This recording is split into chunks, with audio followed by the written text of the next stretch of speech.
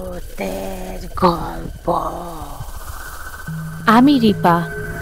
আমার আর আমার ছোট ভাই রিপনের জীবনে এক ভয়াবহ দিন ছিল সেটি, যেটা শুরু হয়েছিল কৌতূহল দিয়ে আর শেষ হয়েছিল আলো দিয়ে।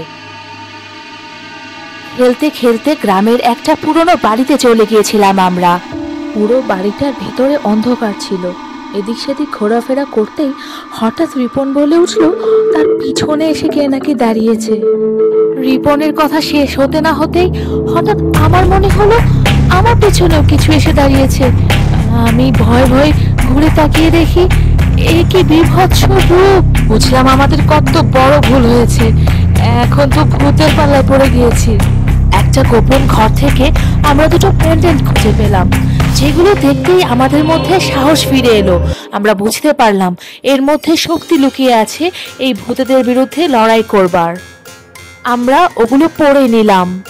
আমরা একসাথে পেন্ডেন্ট দুটোকে উঁচিয়ে ধরলাম। সোনালি আলো চারিদিকে ছড়িয়ে গেল। ভূতগুলো যেন চিৎকার করে কেঁপে উঠে ধুলো হয়ে গেল। সেদিন আমরা শুধু ভূতকে হারাইনি, সেদিন আমরা ভয়কেও হারিয়েছি। আজ সেই বাড়ি শান্ত, আলোয় ভরা। আর আমি আর রিপন জানি, আলো থাকলে অন্ধকার কখনো জিততে পারে না।